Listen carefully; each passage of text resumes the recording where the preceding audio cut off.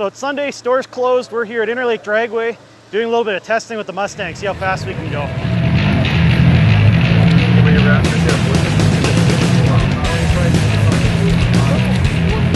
Exactly, yeah.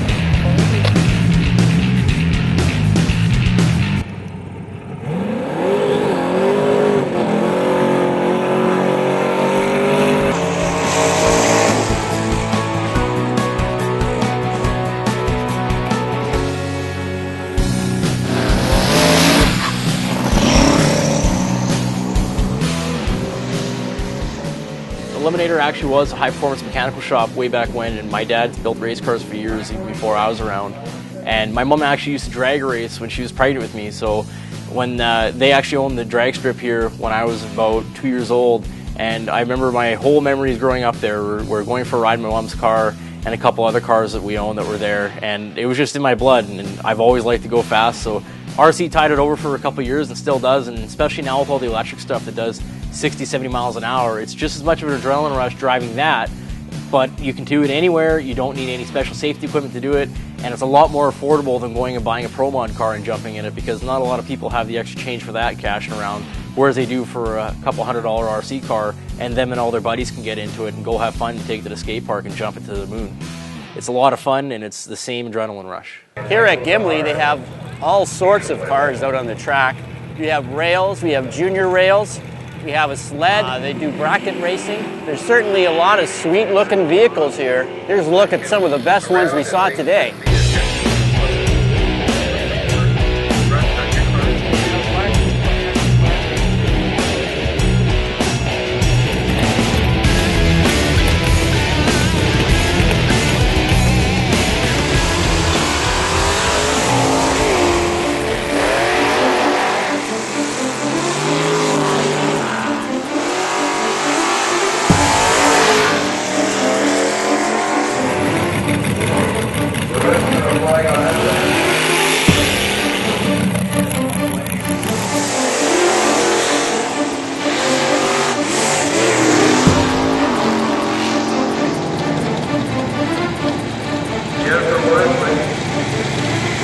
We get up 7 o'clock in the morning, we leave around 8:30, 9 o'clock-ish. We're there, we unload. By the time we pack up and everybody de-stresses and we get everything back in the garage, it's easily 12 hours, if not more. It's a stressful day, but it's a lot of fun in the long run. It's definitely a lot of fun. It takes a lot, and I don't think a lot of people realize how much work it actually is to run a pass, and you can't just hot lap a car like that. You got to bring it back, you got to throw it on the charger, you got to pack the chutes, you got to make sure it's fueled up, we got to check everything underneath, make sure it's all tight, because it's my life in the line when I'm in the car, and making sure that we're going down the track and we're all safe.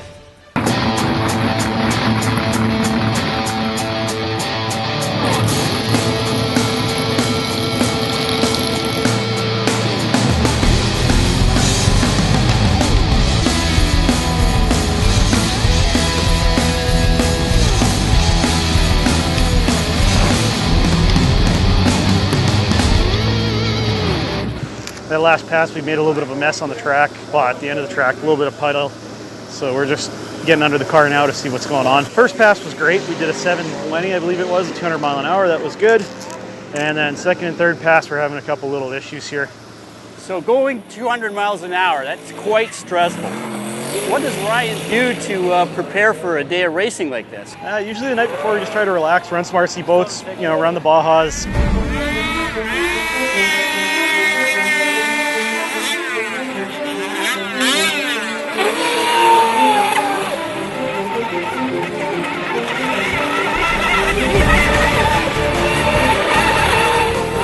We found the source of the oil. We had a line come off on the tranny, just a little 1/8-inch line, but enough to make a good puddle of oil, make a mess. So now that we fixed that, tightened that up, we're going to fill the tranny back up with oil, as you can see Mike make a little adjustment to the rear suspension again, and then we'll be back out there, do it again.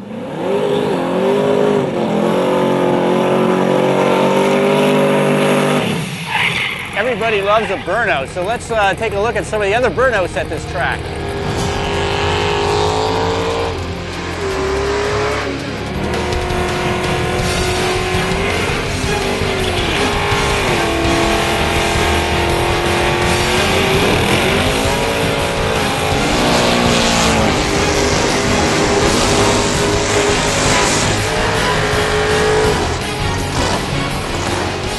I understand you've had some problems with air pressure. What have you done to relieve the problems? And they were working on it last night.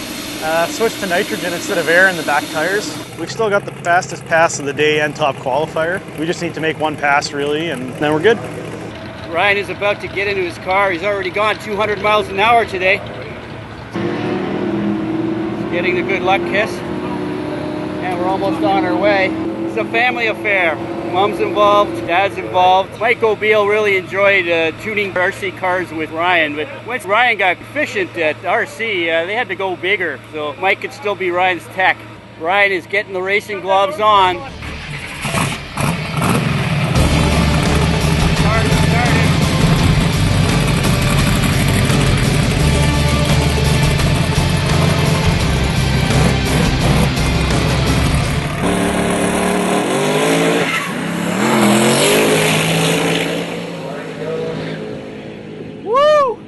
Almost 200 miles an hour. That's a fast pass right there, 7.97 at 195. We just wanted to go out and have fun, and originally my dad had a Vega wagon that we were looking for a motor for. I stumbled upon a big block that was turbocharged.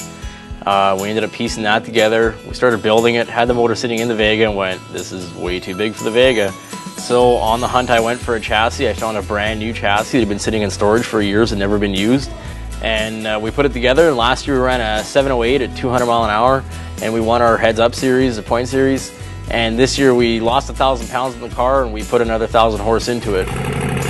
My dad wants to see our car and trim the way it is right now, bang off 590. We got more than enough horsepower and everything like that. It's just the time to travel and get some more seat time in the car and dial in the chassis the way we are, because it's a lot of setup and we got to get all four corners of the car balanced out and make sure it's launching straight, and it's a long road ahead of us. And again, this is just a hobby for us, so it's not a 24/7 thing. So we're pegging away at it slowly, and we will get there, and we will get our 590, and we will be very happy when we get it. It's just awesome to have a mom that knows what's going on too, because she's been there before. She's been in a car. She knows what happens. She knows what the sounds are like and everything like that. And it's pretty cool to have her as a mom, because she knows a lot more in RC than a lot of people I know that do. And she's really good at what she does. We had a tranny that was going. The couple burnouts before that, I noticed that when I went to go put it in reverse, you got to engage the trans brake in our car, and it wasn't engaging all the way. It was like it was slipping. And that usually means we got a neutral band going or something like that. And what happened in that burn was I actually wasn't on the brakes at all. When I let off the throttle, it was like the trans brake was on, so it was something inside the tranny that caused that, and it locked up the rear wheels and put it into a spin. So thankfully it wasn't farther out or closer in, because it could have hit the tower or the dividing wall, and it would have been a big mess. Decided to pull the tranny on the Mustang. And we'll run this car instead. What are we running, Al? It's an 85 Monte Carlo with a Pro Charger on it. The Mustang runs on alcohol, and this car here runs on gasoline.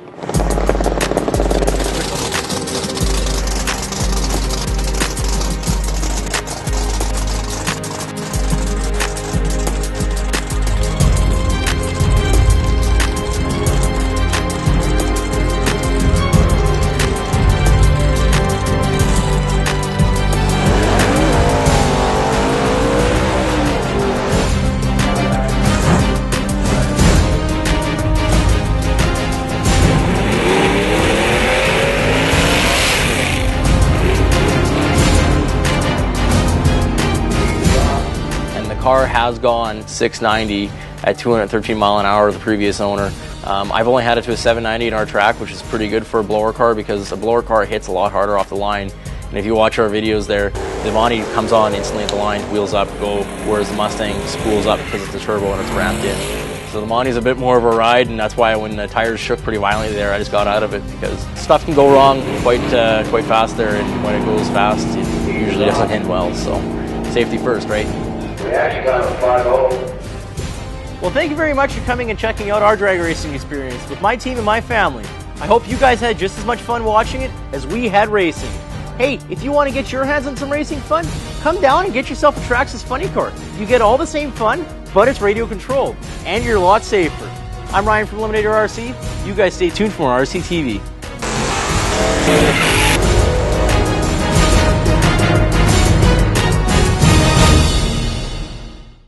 Whether you drive, splash, or fly, do it all with Manitoba's one-stop hobby shop. We stock cars, trucks, boats, planes, helicopters, rockets, models, and tools. At Eliminator RC, we support what we sell. We're Canada's largest stocking hobby supply with a 13,000 square foot showroom jam-packed with over 100,000 parts, which means unmatched part support. Can't make it down to the store? No problem. We'll get you back in the game fast. Log on to e-rc.ca or phone 1-800-870-6346 to place your order.